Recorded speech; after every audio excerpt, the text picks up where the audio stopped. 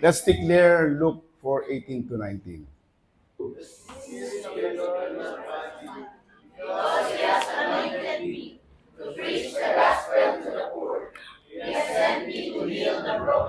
Yes, Lord.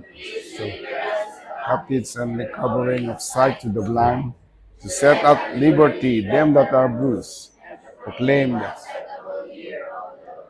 our God is Jesus. He is alive. He is the anointed one. Okay. Let's declare also our culture, J1 culture. I am a blessing.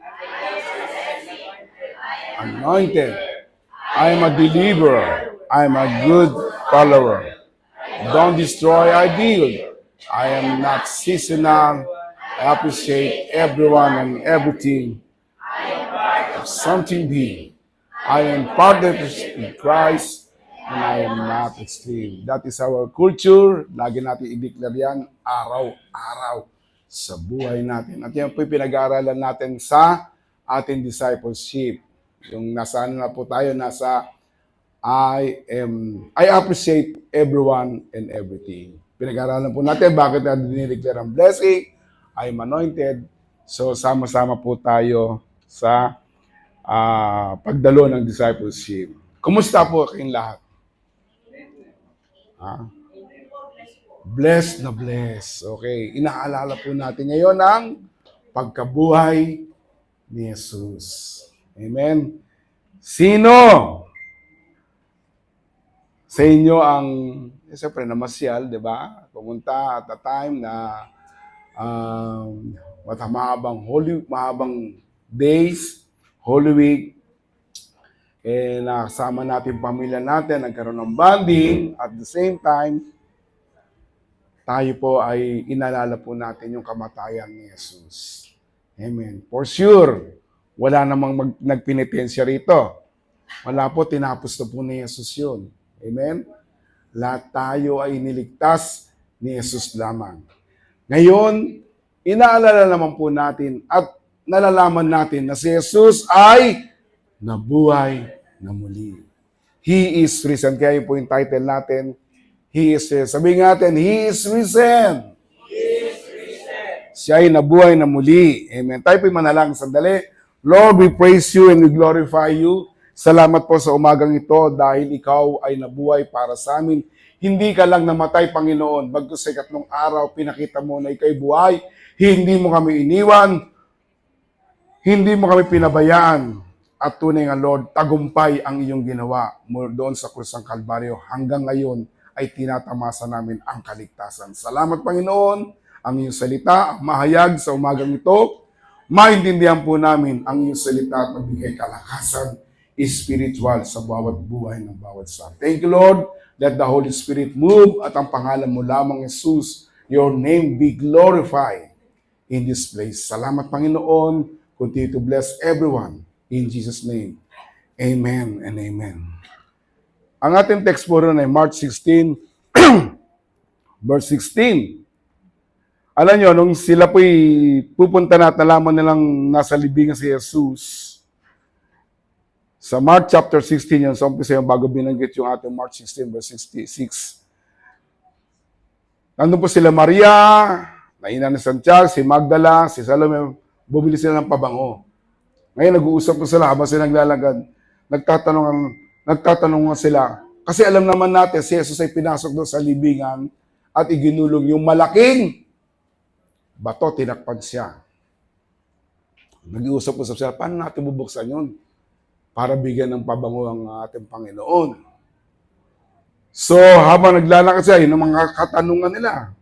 Dahil napakalaki ng batong yun. Pero pagdating nila roon, nakita nilang naigulong na sa tabi ang bato. Nabuksan na. Ang laking bato, sabi yun, talagang iisip na paano mangyayari yun na mabubuksan. Alam nyo, nangyari yun, in other gospel, nagkaroon po ng malakas na lindol.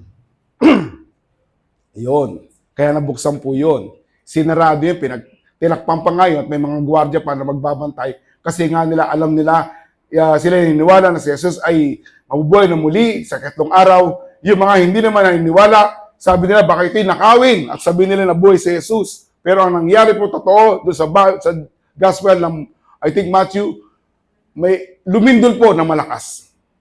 Ayan. At bilang bumaba ang anghel, tinanggal yung bato. Okay? Ayun po yung nangyari Hindi po magic yun. Yun po yung gawa ng Diyos. Kaya sabi ron, pagpasok nila, kaya pumasok sila sa libingan at nakita nila roon ng isang kabataan lalaki, nakasuot ng puti at nakaupo sa gawing kanan, takot na takot sila. Okay, ito na yung verse natin. And he said to them, be not frightened, or do not be alarmed. You seek Jesus of Nazareth. Hinahanap niyo ba si Jesus na taga Nazareth, which was crucified. Siya na napako sa krus ng Kalbaryo. Sabi rito, He is risen. Amen? Siya raw ay nabuhay na muli. He is not here. Behold the place where they laid him. Wala na siya rito sa kanyang kinahigaan, sa kanyang pinaglagyan. Wala na siya. Siya ay nabuhay na muli. Katulad sa Tagalog, huwag kayong matakot. Alam pong hinahanap ninyo si Jesus na taga Nazareth na ipinako sa krus. Wala na siya rito. Nabuhay siyang muli. Tignan ninyo ang pinaglalagyan ng bangkay niya. Empty tomb. Hindi siya namatay siya pero nabuhay siya. Hindi siya nanatiling patay. Inaalala natin yung Holy Week. Ano po yun? Siyempre, pagpako sa krus, kitang-kita naman natin. Maraming gumagaya. Pero hindi po nila pwedeng pantayan ang ginawa ni Jesus. Amen? It is a perfect at hindi drama ang ginawa ni Jesus, kundi totoo. Hindi pwedeng pantayan ang ginawa ni Jesus. Walang makakapantay sa ginawa ni Jesus. Para yon kanino? Sa inyo po. At hindi rin po siya nangatiling patay. Kaya ito, sineselebrate natin, inaalam natin na si Jesus ay nabuhay ng muli. In 3 days. Pastor, paano nangyari in 3 days? Namatay ng Friday, Saturday, Sunday. Parang kulang. Kasi ang pagkakabilang kasi ng mga Jews doon, mga Udyo, nung unang panahon, pag namatay ka ng Friday, isang araw na yon. Pangalawa, pangatlo. Kaya Sabbath, Saturday, Sunday is today, kaya ikatlong araw. Ganun po yung bilang nila sa araw ng mga panahon ngayon. At maging ngayon, ganun ang kanilang kultura at ginagawa nila. Ang pagkabuhay ni Jesus ay totoo na totoo po dahil ang ating pananampalataya kay Jesus. Siya po ay namatay at hindi na natiling patay. Iyon po'y sinabi sa 1 Corinthians chapter 15 verse 4. Inilibing siya. O kitang-kita po maraming tao hindi pa rin naniniwala na si Jesus ay nabuhay na muli. Ang sabi lang nila, ninakaw, at may kumuha, dinukot para sabing buhay. Pero po, sinabi ng Biblia, inilibing siya, ngunit muling nabuhay sa ikatlong araw. Ayon din sa kasulatan, 1 Corinthians chapter 15, verse 4. Kaya ang inyong pananampalataya ay tunay. Amen. Dahil ang inyong pinanampalatayanan ay hindi patay. Walang iba kundi ang ating Panginoong Hesus ay buhay na buhay. Kaya kita yung katabi nyo, buhay na buhay. Tingnan niya sarili nyo, buhay ba? Kaya tayo dapat magsaya. Amen? Tayo'y dapat maging magalak. Kagaya na nangyari nung si Jesus ay sinilang, may mga anghel ding bumaba. Diba? May mga anghel bumaba at ibinalita, good news, peace, and all their joy to the world. The Lord has come. At nung siya'y namatay at muling nabuhay, may bumaba uling anghel. At binuksan at nagsabing, siya ay muling nabuhay. Amen? Kaya si Jesus po, hindi po nanatiling patay. Ang Diyos ng iba, ang Diyos ng mga iba't ibang reliyon, Si Buddha, nabuhay, namatay. Maraming mga hanggang ngayon patay. Ibig sila, hindi sila kumikilos, hindi sila gumagalaw. Ngayon, si Jesus po ay namatay at muling nabuhay. At buhay na buhay sa ating mga buhay. Amen?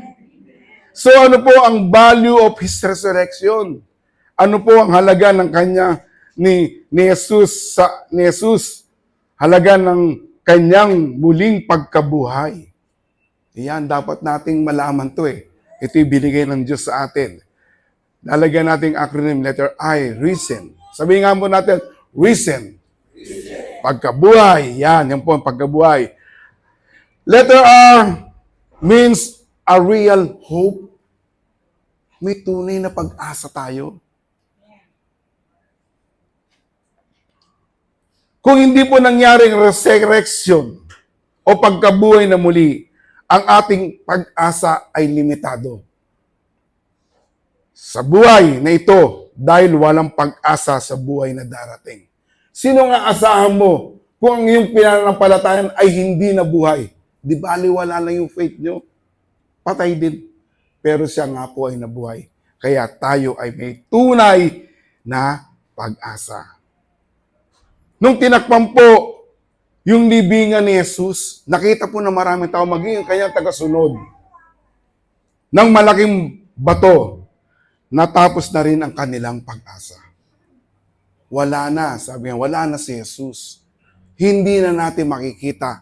Asang-asa para naman sila na sila'y sasamahan ng Diyos. Sasamahan ni Jesus sa paglalakbay.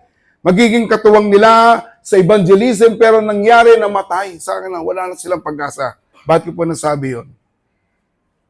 Sa John chapter 21 verse 3, ito po, sinabi ni Simon Pedro sa kanila, mangingisda ako. Pumunta na sa dagat para mangisda. Alam naman natin si Pedro ay isang alagad na ng Diyos. Sinabihan na siya, you will be the fishers of men. Pero sabi niya, mangingisda uli ako. Kasi nawala na yung kanyang pag-asa. Tinakpan na. Mag-isa atin sa ating buhay. Nakala natin, iniwala na tayo ng Panginoon na matay ang Diyos. Pero ito po ang sinasabi ng Panginoon. At sumagot sila. Sabi nito, may sumama pa. Sabi yan, sasama kami kaya sumakit sila sa bangka. Pumalaot pero wala silang nahuli ng gabing iyon. Bumalik sila sa bagong dati nilang trabaho. Na alam naman nila sila tinawag na ng Panginoon. Pero sabi, mangingisda uli ako. Kasi wala na si Jesus eh. Nanguli sila pero wala silang nakuha. Hindi po sila nagkaroon ng maraming huli. Pero ito po ang ginawa ng Diyos Jesus. Bakit po siya nagpakita?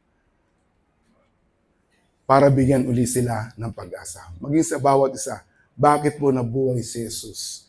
Upang bigyan po tayo ng pag-asa. Amen? Sabi niya, sige, ibato nyo doon, lagay nyo ron. Papalapit na sila, binato nila. Nung pauwi na sila, nakahuli pa sila ng marami. Kaya naaninag nila si Jesus. Amen? Hindi po tayo iiwanan ng Panginoon. At yung pag-asa natin na narito sa puso natin ay hindi bibiguin ng Diyos. Amen? Kaya marami silang nauli dahil na muling nabuhay si Jesus at nagpakita sa kanila. Yung real hope ay matatagpuan po natin sa Diyos, kay Jesus. Titus chapter 2 verse 13, looking for the blessed hope and the glorious appearing of the great God and Savior, Jesus Christ. Hinihintay natin yung napagandang pag-asa. Sabi nga sa Bible chapter 13 ng 1 Corinthians, tatlo na nga mananatili. Ano yun? Faith, hope, and love. Binanggit yung hope.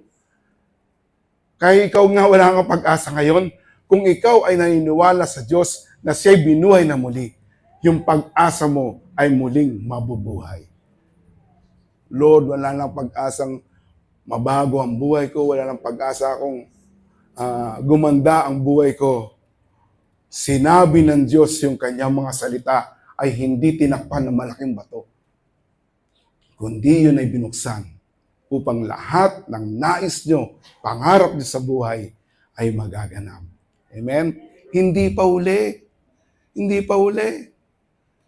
Maaring, Lord, ang tagal ko na nag-aaral. Ang tagal ko nang naghahanap ng trabaho. Ang tagal ko nang gusto magkaroon ng bahay. Nagsisikap yung mga anak ko, nagsisikap ang mga magulang ko, pero hanggang ngayon, narito pa rin kami. Huwag po kayong mawala ng pag-asa. Inihahanda po ng Diyos yan para sa inyo. Amen? Wala ng pag-asa at mabagong asawa ko, mabagong pamilya ko, relasyon namin, watak-watak na kami. Napaka-simple lang po sa Panginoon yan. Kung nawawala ng pag-asa, natatakpan ng malaking bato na yan, tatanggalin yan ng Diyos at papalitan niya at gaganapin niya ang lahat ng inyong inaasahan. Dahil siya'y nabuhay upang ang ating pag-asa ay manatili hanggang wakas. Amen? Kasi ang pagkabuhay na muli, ang malaking bato na iyon at lakpan at sinasabi, binuksan ang batong iyon upang sabihin ni Jesus, nariyan lang ako sa lahat ng panahon at sitwasyon ng ating buhay. Amen? Habang buhay, may ayan, hindi ko napapalitan. Talagang pag-asa po. Pag si Jesus ang tinapitan nyo, sabi yun, titignan lang natin si Jesus, siya ang ating pag-asa. Amen. Pangalawa, mabilis lang po ito. Inheritance is secure. Okay. Panatag yung mana. Kung ikaw walang mamanahin ngayon, sigurado yung pagkabuhay ni Jesus, meron ng seguridad na mamanahin ang bawat isa. Sige, pastor, gusto ko yan. Amen. Galatians chapter 3 verse 29. If ye be in Christ, then are ye Abraham's seed and heirs according to the promise.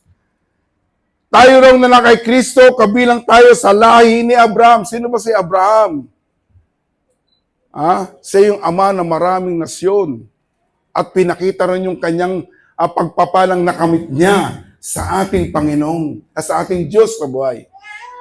Kaya sabi ng Lord, nung siya nabuhay, tayo po ay may tatanggapin na mana. Ano kayong manang yun? Sabi rito, James chapter 2 verse 5. Makinig kayo, mga minamahal kong kapatid. Hindi ba't pinili ng Diyos ang mga mahihirap sa mundong ito upang maging mayaman sa pananampalataya? Yung ating mamanahin ay kayamanan ng mayayaman na mayroong tunay na pananampalataya at maging tagapagmana sa kahariang ipinangako niya sa nagmamahal sa Kanya. Ang aasahan po nating mana ay walang iba kundi sa langit. Amen? Praise God! Inihanda po ng Diyos ang isang malaking mansyon, malaking bahay para sa bawat isa. Kaya ngayon kung tinitira mo, malit lang. O mas maganda, gustong gumanda, doon nyo po mararanasan yun. Pero gusto na rin ng Panginoon na maranasan nyo rin habang kayo na dito sa lupa. Amen? Sa langit ay isang lugar na mamanahin ng taong naniniwala sa Diyos. Amen? At ang daan walang iba kundi si Jesus ang daan. Siya na nagsabi, paano ka makakapunta? Sabi ng Lord, I am the way. I am the way, the truth, and the life. No one comes to the heaven, no one comes to the Father except by me. At pagdating po ng panahon na darating ngayon, yung mamanahin na yun, dahil siya nabuhay na muli, totoong may inihahandang pagpapala o masigit na mansyon doon sa langit dahil iprepare na ng Panginoon yan. John chapter 14. Amen? Kahit anong ginagawa mo rito para sa Panginoon pagdating mo sa langit, aanihin po natin lahat yun. Amen? We will live forever with Jesus in heaven. Amen? Tayo'y mabubuhay pagdating ng panahon doon sa langit. Kailan mangyayari yun? Gusto niyo na? Hindi ba? Pastor, kami umaasa dyan. Darating yan. Ihanda ng Panginoon yan. Amen. Pero sabi ng Panginoon, let your will be done as it in the heaven and in the earth. Daranasan din po natin ang magandang buhay dito. Kahit nandito pa lang tayo, i-prepare na po ng Panginoon yung magandang blessing sa buhay natin. Amen? Palapakan po natin ang Panginoon. Number 3. Tama na ba? Sa S. Yan. Sabihin po natin, salvation is true. Ang kaligtasan ay totoo. Amen? Bakit nga ba tayo nandito? Dahil nakatitiyak tayo na kay Jesus na nasa puso natin at habang tayo sumusunod sa Kanya, meron tayong kaligtasan. Nag-iisip ang mga tao, maraming kaparalan paano sila maliligtas. Tama? Sa TV lang, makita mo talaga. Palo-palo sila ron eh. Yung isa ron, hinampas talaga. Nagalit si Jesus, yung nagpapanggap na Jesus. Kinalaban din yung sinigsusuntok yung mga umampas sa Kanya. Sobrang naman yung ginawa sa taong yun. Hinampas-ampas eh.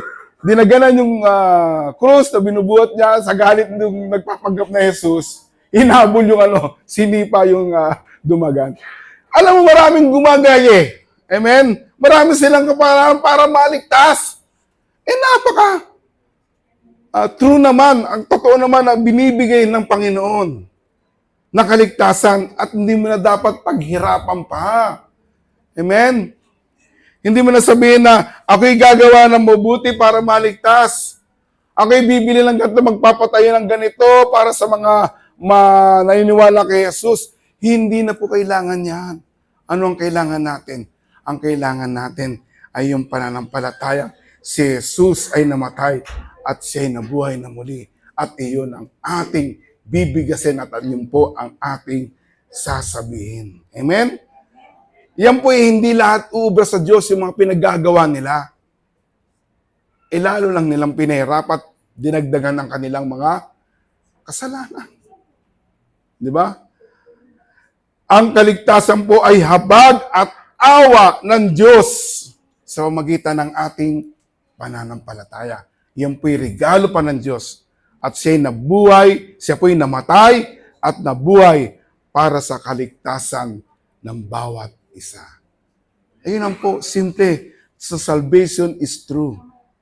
Alam niyo sa John chapter 20 verse 31, sabi rito, at kung sasampalataya kayo sa Kanya, magkakaroon kayo ng buhay na walang hanggan.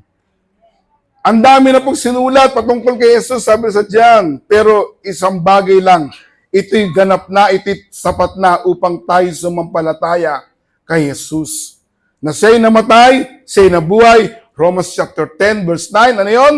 If you will confess with your mouth the Lord Jesus and shall believe in thine heart that God has raised Him from the dead, you shall be saved. Ayun lang pala, paniniwalaan natin, tatanggapin sa ating mga puso na si Jesus ay namatay, binuhay ng Diyos, tayo po ay magkakaroon ng kaligtasan. Hindi na po natin kailangan pahirapan sa sarili natin. Amen? Hindi na kailangan na, hindi ako maliligo. Lunes, Thursday, Friday, magpipinitis. Hindi na yun!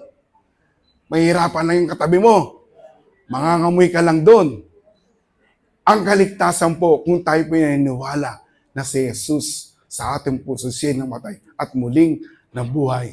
Romans 10:9, you shall be saved.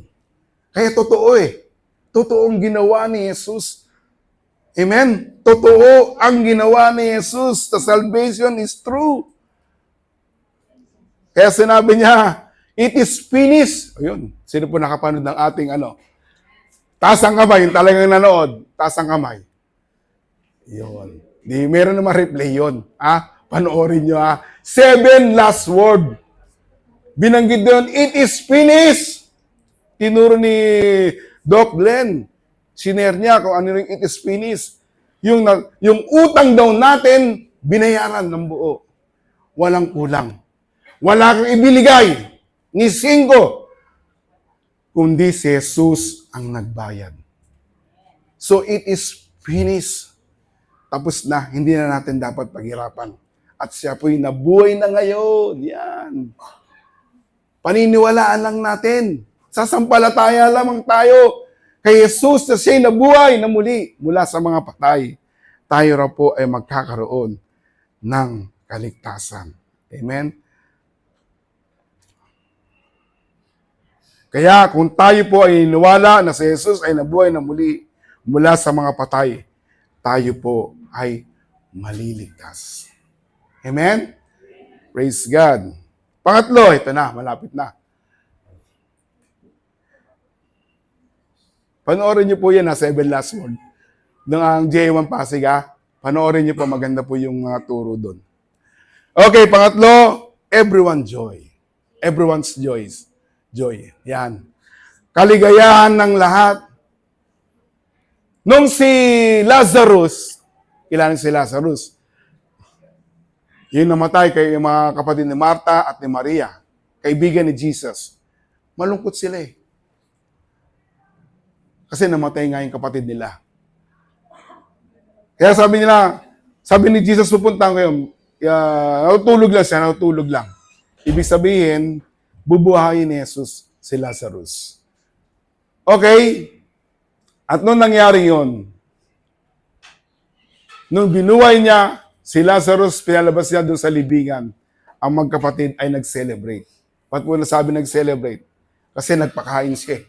Nagpakain sila. Tuwan-tuwa sila. Yung pagkabuhay ni Jesus, dapat po tayong maging masaya. Amen?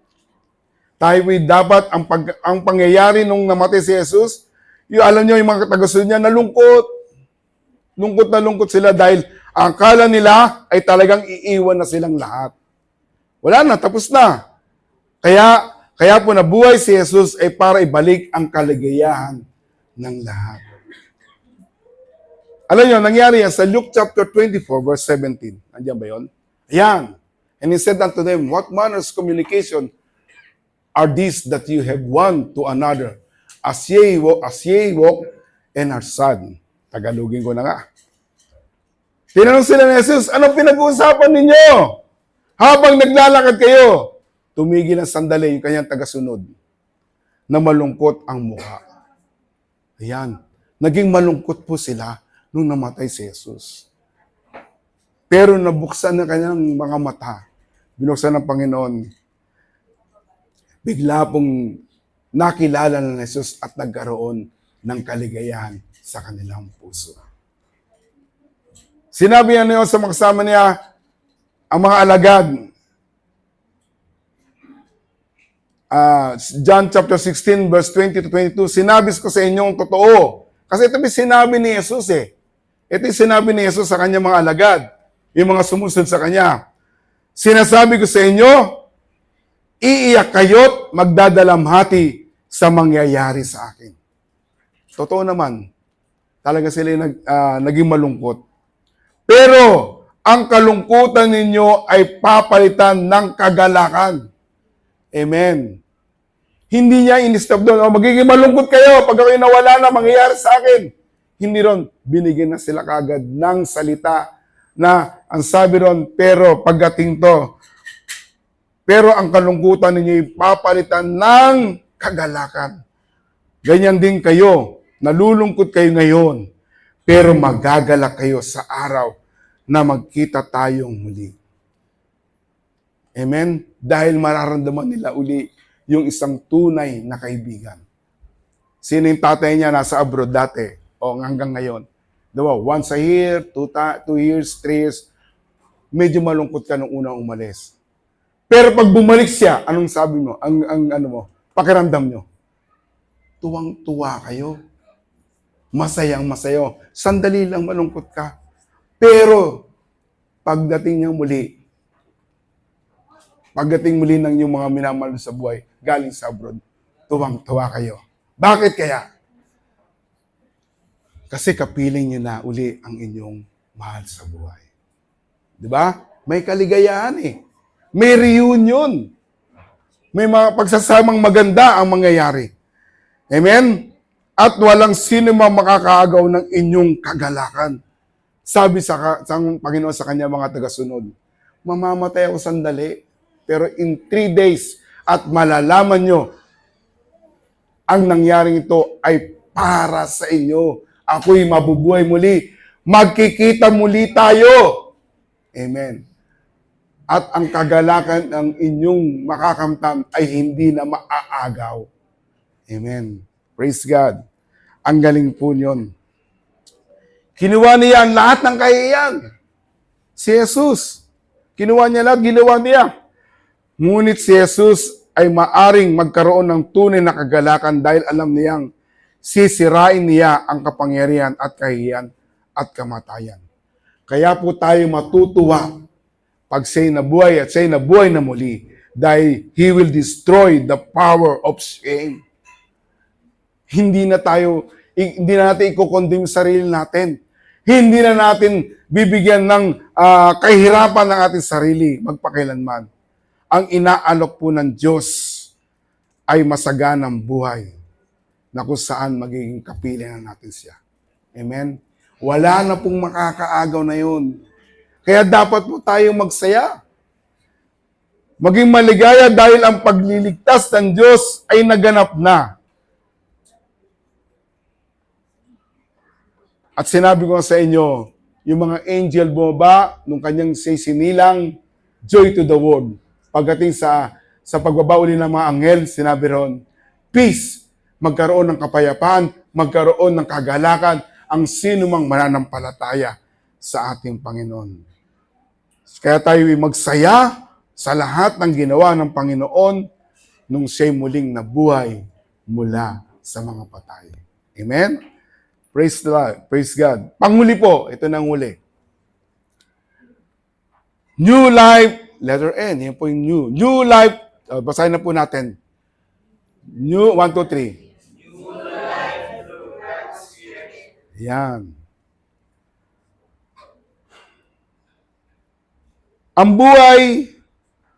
Ang pagkabuhay ng ating Panginoon ay tunay na mayroong pagbabago.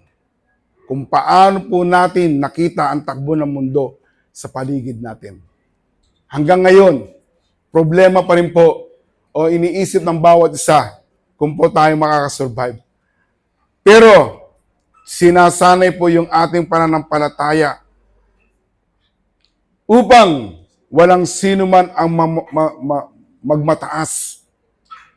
Dahil tayo po'y tutulungan ng banal na Espiritu sa lahat po ng ating hahakbangin sa buhay na ito. At si Jesus po ay nabuhay, tinuturuan po tayong mabuhay din ng katulad ng buhay ni Jesus. Romans chapter 6 verse 4. Kaya noong binautisman tayo, namatay tayo at inilibing na kasama niya. Alam niyo, yung buhay faith natin, Christian faith natin, tayo po kasamang namatay na. Ano kaya yung mga namatay sa atin? Yung mga luma nating ugali. Mga luma nating pagkatao. Dahil sa magitan ng pagkabuhay ni Kristo at ng dakilang kapangyarihan ng Ama, tayo rin ay namuhay sa bagong buhay. Kaya sabi mo sa tayo mo, bago ka na ngayon. O, magbago ka na. Magbago ka na. Kaya kung ikaw ay na kay Kristo, ikaw ay bago ng nilalang. Amen? Tayo po'y namatay na. Namatay na pala ako. Pero sabi sa Romans, namatay na, ibig sabihin yung mga ugali natin, masamang ugali, niyapos na ng Panginoon yan. Kaya mo nang mamuhay ng bagong buhay, ng ganap, may kabanalan, dahil si Jesus ang nagbuhay sa iyo. Nung nabuhay si Jesus, nabuhay ka na rin. Ibig sabihin, binago ng Diyos ang inyong mga buhay. Amen? Romans chapter 8 verse 11, at dahil nasa inyo na ang Espiritu ng Diyos na muling bumuhay kay Jesucristo, Siya rin ang magbibigay ng buhay sa inyong mga katawang may kamatayan. Gagawin niya ito sa pamamagitan ng kanyang Espiritong nananahan sa atin. So ano lang nabubuhay sa atin ngayon, kundi ang Espiritu ng Diyos. Amen? Kaya bago ka na? O magbago ka na? Baguhin na natin ang ating buhay kasama si Jesus kasama si Jesus dahil siya'y buling na buhay. Amen? Kaya pag-ahon natin, pag-gising natin, pagtanggap natin sa Panginoon, tayo ngayon ay bago na sa harapan ng Panginoon. Conclusion. Because of the resurrection, we know that our priceless inheritance is secure. Yung pagkabuhay ni Jesus, naninigurado tayo yung gaganaping kaligtasan, eternal life with our Lord ay nasa atin na. Amen? Christ's sacrifice on the cross, ang kanyang pagkabuhay na muli, ito po ay accomplished sa harapan at plano ng Diyos. Our sin are forgiven. Ang our sins, ang kasalanan, pinatawad ka na. Kaya wag mo na sisihin ang sarili. Wag mo nang pahirapan ang iyong sarili. Ikaw'y pinatawad na ng Panginoon. And we will live forever with Jesus in heaven. Amen? Maganda po yung bago umakyat si Jesus. Matthew chapter 28. Ito na yung huling verse sa babanggitin ko. Ang ganda nito eh. Meron ba dyan? Matthew 28? Kasi wala yun eh. Verse 28, verse 18 to 20.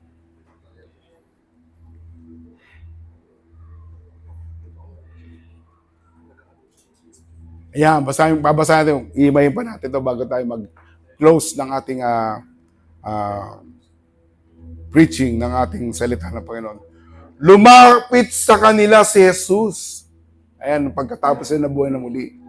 At sinabi, alam niyo ba, ang huling kinalaban ni Jesus ay yung kamatayan. Naganap na, sabi niya, tatapos na. Tinapos niya yung kamatayan. Ibig sabihin, walang kapangyarihan ang kamatayan sa mga taong nananampalataya sa Diyos. Kasi mawala ka man, mabuhay ka man, kapiling mo pa rin si Jesus. Sabi rito, lumapit sa kanila si Jesus at sinabi, ibinigay na sa akin ang lahat ng kapangyarihan sa langit at sa lupa. Ano raw kapangyarihan? Sa langit at sa lupa. Kaya puntahan ninyo ang lahat ng mga lahi at gawin silang mga tagasunod ko.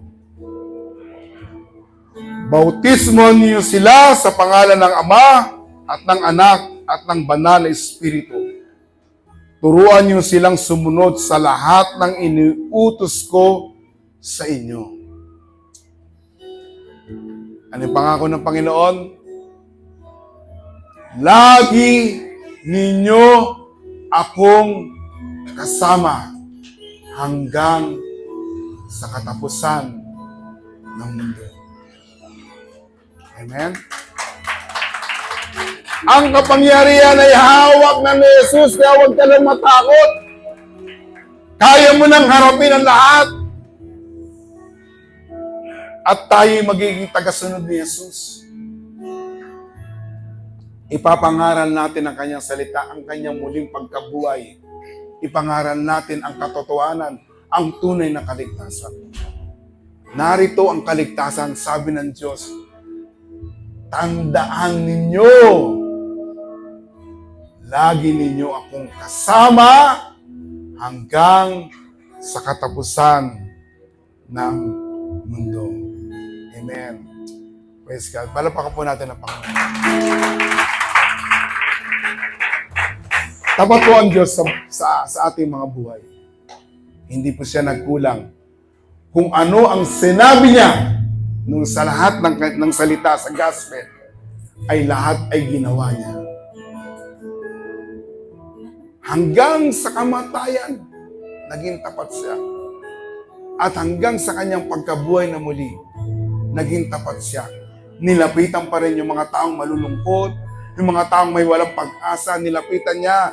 Yung mga taong naghihina, pinalakas niya. Yung mga taong nagugutom, nilapitan niya. At naging bahagi sila. Naging bahagi sila na kasama ang ating Panginoong Yesus. Hindi po tayo iiwanan ng Diyos. Hindi tayo pababayaan ng ating Panginoong Yesus. Tayo pong lahat ay tumayo.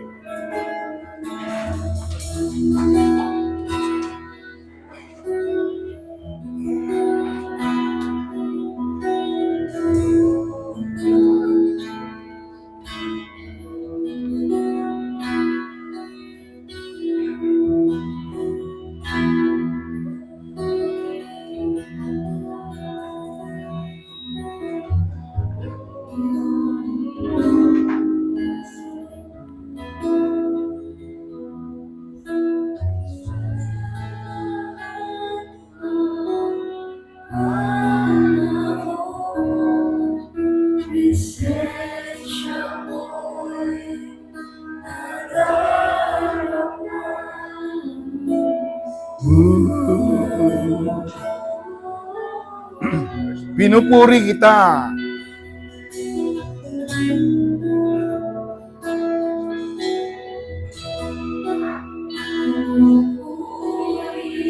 Dapat mo lang pasalamatan ng Diyos sa araw na ito, sa oras na ito. Dahil sa ginawa niya para sa iyo. Kung marami kang pera, hindi sapat yan na pambayad sa ginawa ni Jesus. Kung marami kang kayamanan, hindi yan sapat para ipambayad sa kaligtasan ginawa niya sa iyo. Anong nais ng Panginoon? Isuko lamang ang buhay sa Kanya, paniwalaan ang Kanyang ginawa, at mararanasan mo, matatanggap mo ang kaligtasan ng Diyos. Mahal na mahal po tayo ng ating Diyos.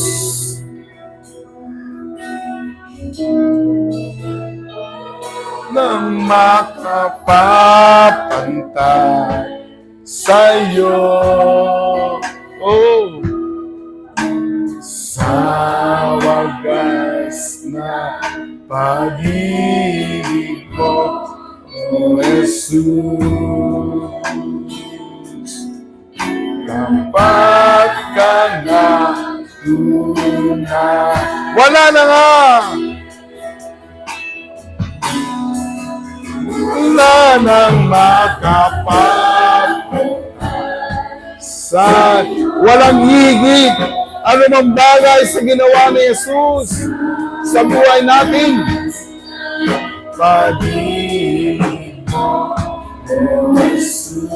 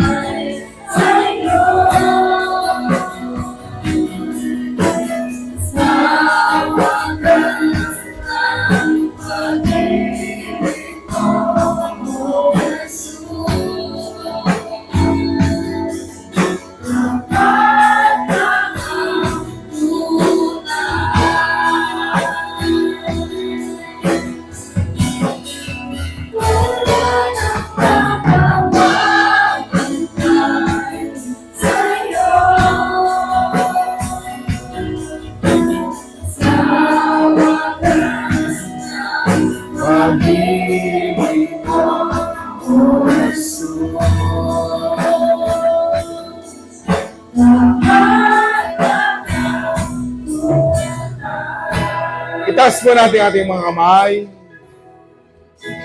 Hayaan yung abutin tayo ng Diyos. Sabihin natin, Panginoong Yesus, salamat po sa buhay na ibinigay mo sa akin. Ikaw ay namatay muling nabuhay upang ako'y magkaroon ng kaligtasan. Mula ngayon, O Diyos, ako'y susunod sa iyo. Salamat sa pangalan ni Jesus. Salamat, Panginoon, sa mga taong ito. O Diyos, hindi mo inantala kung ano ka dyan sa langit. Ikaw na mayaman, naging mahirap. Ikaw na walang sakit, ay naging sakit, nagkaroon ng karamdaman. Inako mo lahat ang karamdaman ng bawat isa. Dahil sa iyo, mga latay,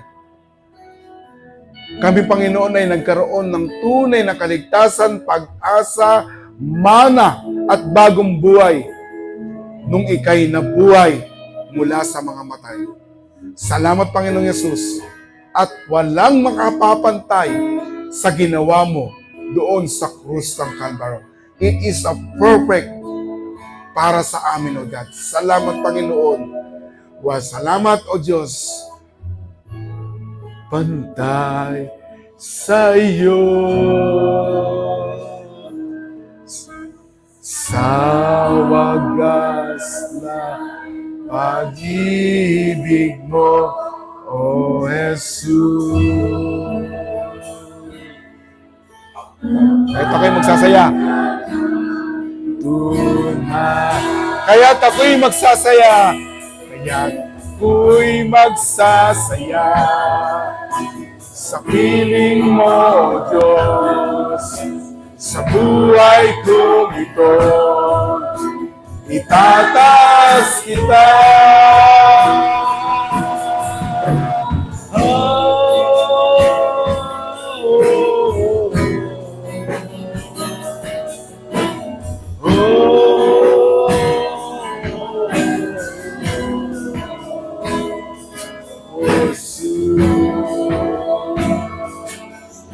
Kapag ka na wala nang papatay, declare it, walang makapagpantay sa iyo. Buhay ang Diyos! He is risen! Hindi siya naman tinig patay. Tayo siya samahan. Tayong iniingatan at ginagabayan hanggang ngayon. Dahil siya'y buhay na buhay ngayon. Oh, wala na makapapatay.